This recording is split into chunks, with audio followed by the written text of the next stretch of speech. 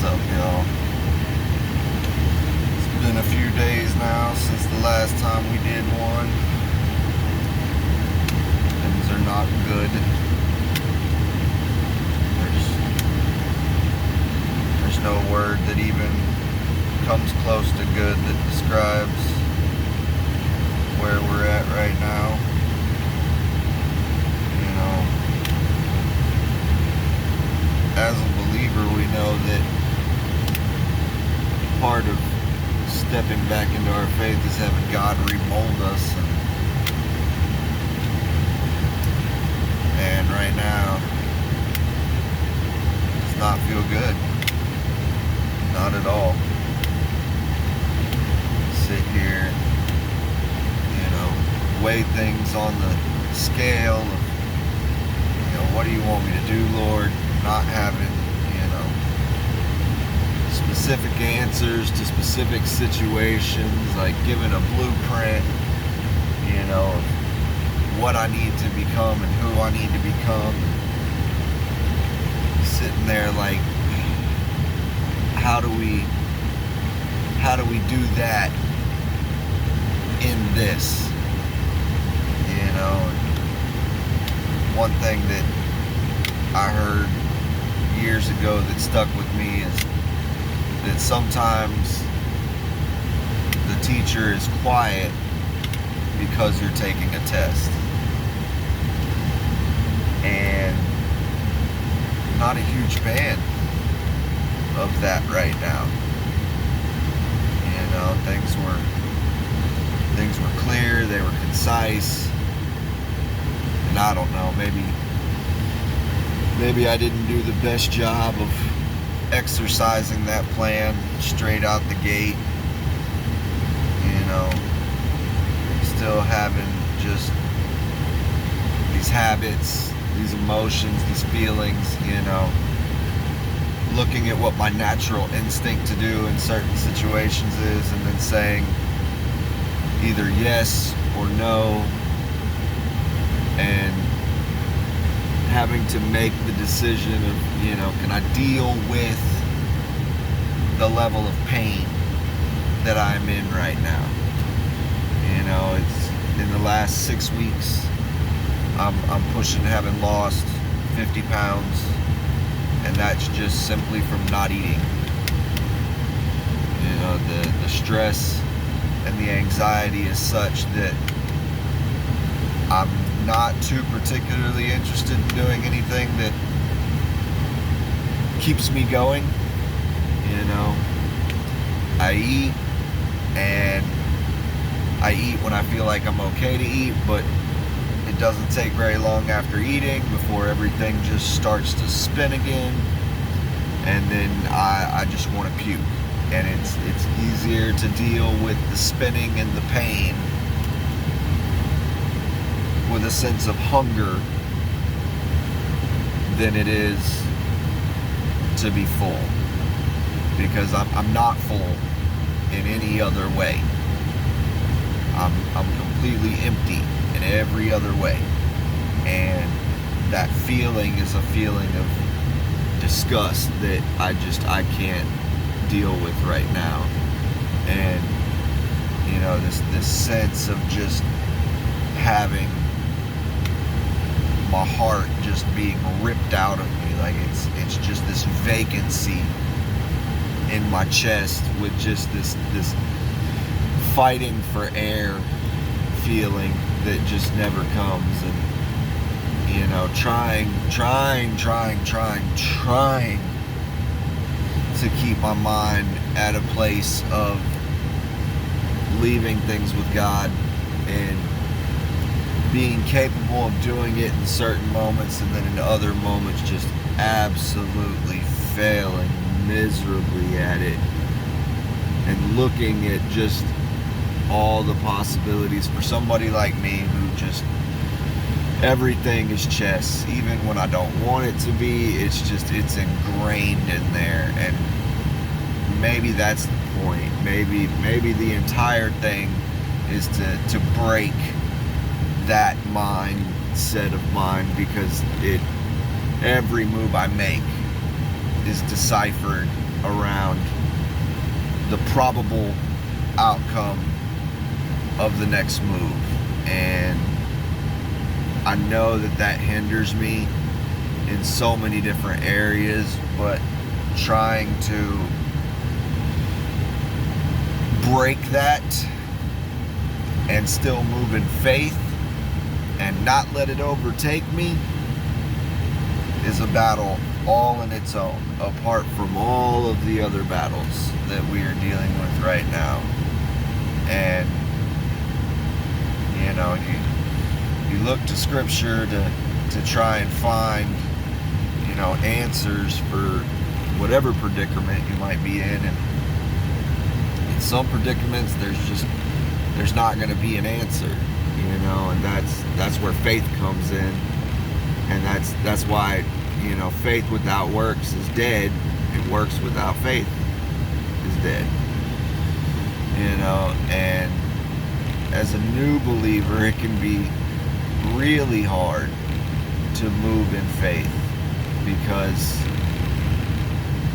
when God is letting your faith be exercised or tested, the one thing that is not going to happen is you are not going to be comfortable with anything that you see. Everything you see is just going to be like, God, you're not doing what I need you to do. And, you know, that's our flesh screaming out for the molding and the breaking to stop, and trying to find any direction that looks like it might be safe may not happen. You know, that's a challenge, you know, even for somebody like me who at one point my relationship with God was solid as a rock, and then turning away from it and coming back to it, knowing that, like, that's the whole thing right there, is just letting go. You know, I did not realize how hard letting go was going to become. And, you know, looking for God's direction while trying to let go and not getting it has made things even more difficult. And, you know, I feel myself being pulled in the direction of who I would normally be given these circumstances. And I keep fighting it, keep fighting it.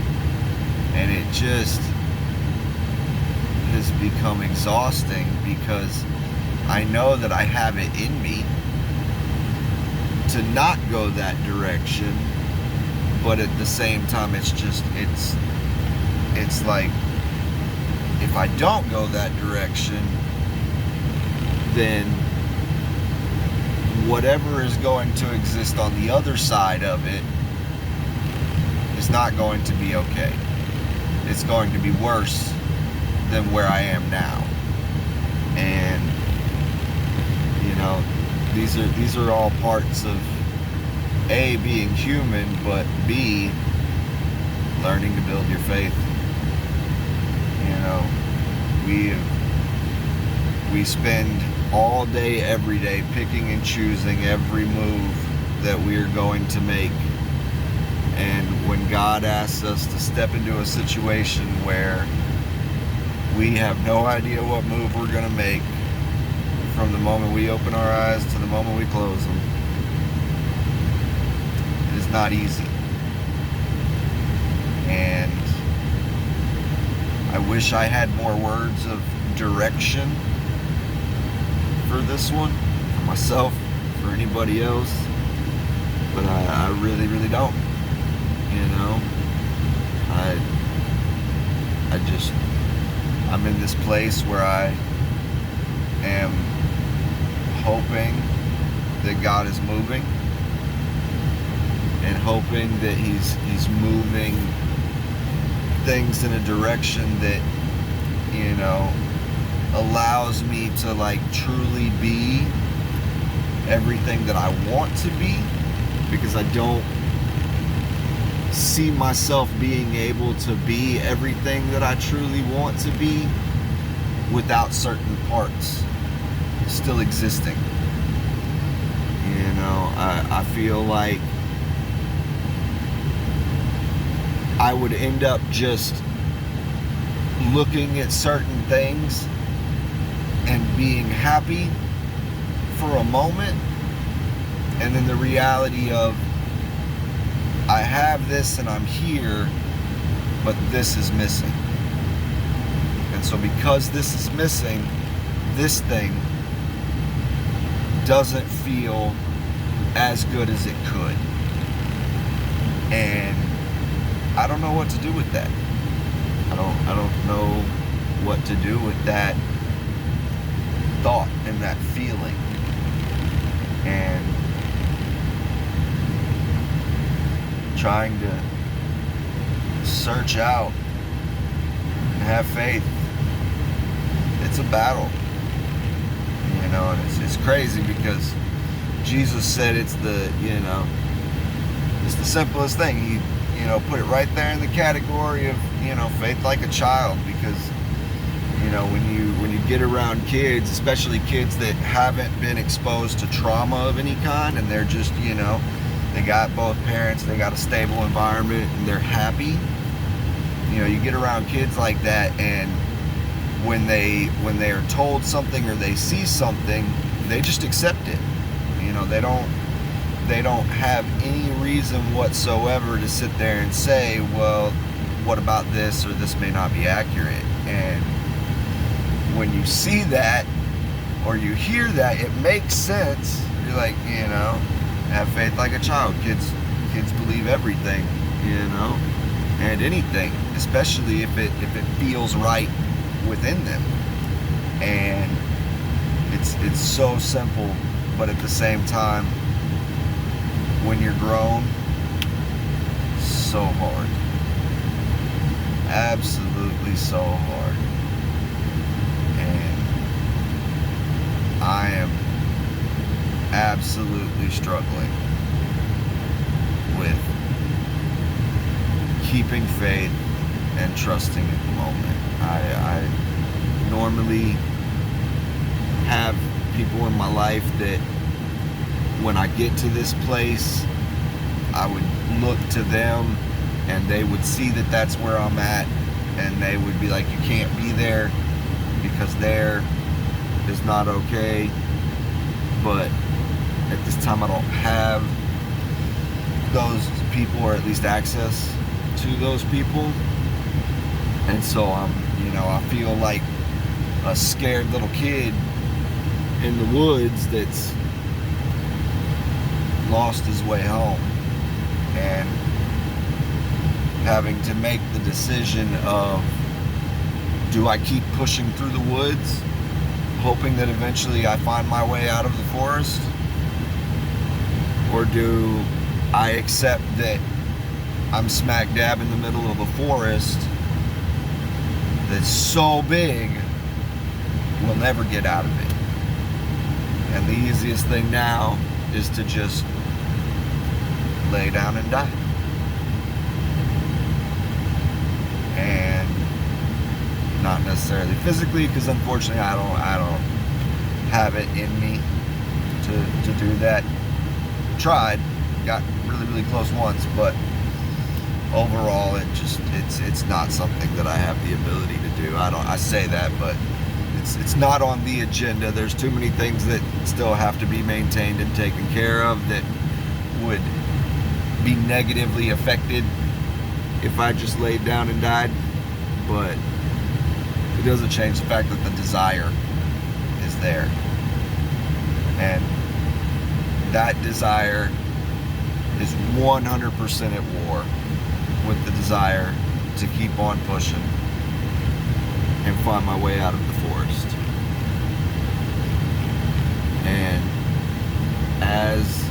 new believer, this is typically the stage where people say, nope, I'm out. You know, and they decide that it's God is not moving in the direction or the pace that they want him to, and so they're going to do everything they can to try and fix it themselves. And that's a hard thing to turn off. Like I said, I wish I had more insightful direction, but again, it's more about just logging the journey at this point than it is trying to send any specific message. You know, I know that giving up is not a place that I want to go to.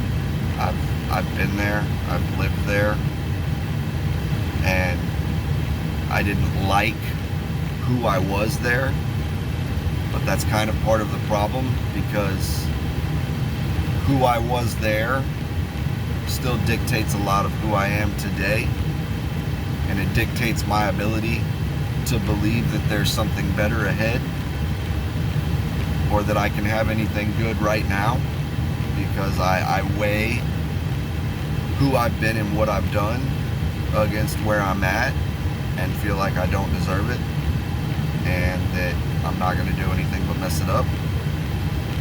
And that's, you know, that part of accepting forgiveness, and that, like, those things are not counted against you anymore. And it's easy to say, but not so easy to do. It's easy to hear that it doesn't matter, but feeling like it doesn't matter and believing that it doesn't matter, and that's on replay all the time, along with, you know, people that you care about, that you've given everything to, turning on you and feeling like they're betraying you, and they're, you know, taking every part of you and just throwing it away, and realizing that you're at the point where you've got nothing left. There's a bug in here. Nothing left but God or death. It's referred to as the Valley of Decision. Been here before. I don't like it. I don't like it at all. That's about all I got today, guys. Trying to hold on for dear life in hopes that God is gonna pull me out, and at the end of it, I'm gonna be able to reach back and pull everything else out with me. But man, when I heard that I was looking at a blueprint for